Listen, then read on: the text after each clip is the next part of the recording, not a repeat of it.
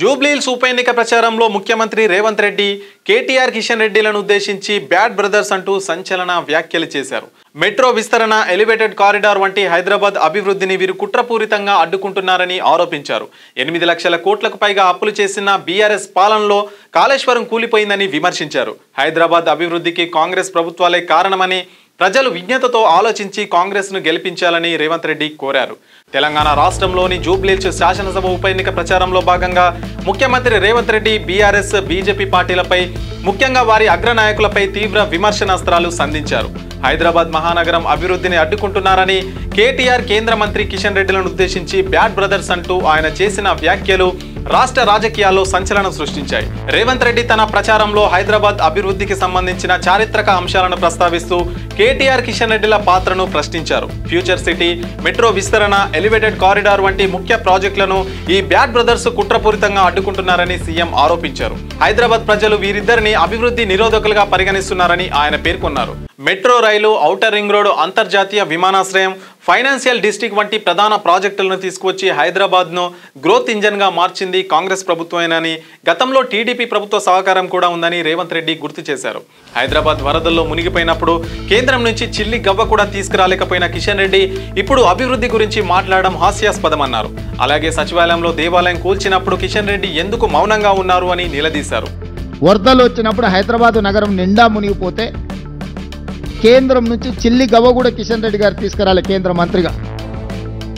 సచివాలయంలో ఉన్న దేవాలయాన్ని కూలగొడితే కూడా, సచివాలయంలో ఉన్న మసీదును కేసీఆర్ కూలగొడితే కూడా, కిషన్ రెడ్డి గారు సొంత నియోజకవర్గంలో ఇంత దుర్మార్గం జరిగితే కూడా ప్రశ్నించలేదు.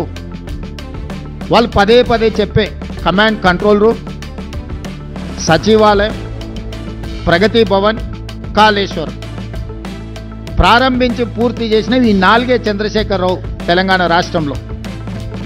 1,50,000 కోట్ల రూపాయల అంచనాలతో మొదలుపెట్టిన కాళేశ్వరం 1,02,000 కోట్ల రూపాయల బిల్లులు చెల్లించిండు కాంట్రాక్టర్లు.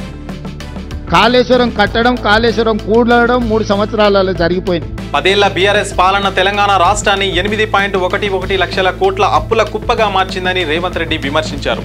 1,00,000 కోట్లతో కట్టిన కాళేశ్వరం ప్రాజెక్టు 3 ఏళ్లలోనే కూలిపోయిందని, ఈ సొమ్మును గోదావరిలో పోశారని ఆరోపించారు. కేసీఆర్ కుటుంబం రాష్ట్ర సంపదను కొల్లగొట్టి ఫామ్ హౌజులు నిర్మించుకుందని, అక్రమ సంపాదనకు పాల్పడిందని విమర్శించారు.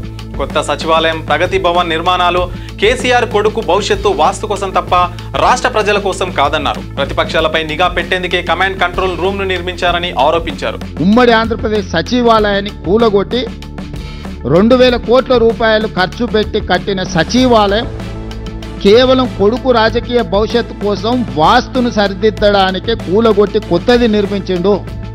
కొత్తగా ఏమైనా ప్రజలకు ఆ సచివాలయం వల్ల అదనపు సౌలభ్యం ఏమైనా వనకూరిందా? అదనపు ప్రయోజనం ఏమైనా ఉన్నదా? ప్రభుత్వంలో సచివాలయం కట్టడం వల్ల నూతనంగా ఏమైనా ఉద్యోగాలు వచ్చినాయా?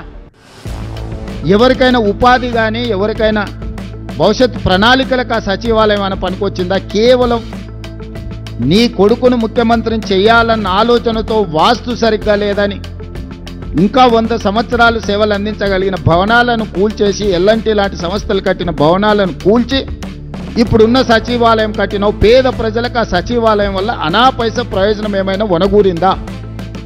Command control room, command control room ద్వారా ప్రతిపక్ష నాయకుల ఇళ్ల ముందు సీసీ కెమెరాలు పెట్టి కమాండ్ కంట్రోల్ రూమ్లో కూర్చొని చూసుకోవడానికి, ప్రతిపక్షాల మీద, తనంటే గిట్టని వాళ్ళ మీద, పాత్రికేయ మిత్రుల మీద నిఘబెట్టడానికి కమాండ్ కంట్రోల్ రూమ్ కట్టినవు తప్ప కమాండ్ కంట్రోల్ రూమ్ అంతకుముందు ఎవరినన్నా లోపలికి రానిచ్చిందా? లోపల ఏముందో అదొక గండికోట రహస్యం.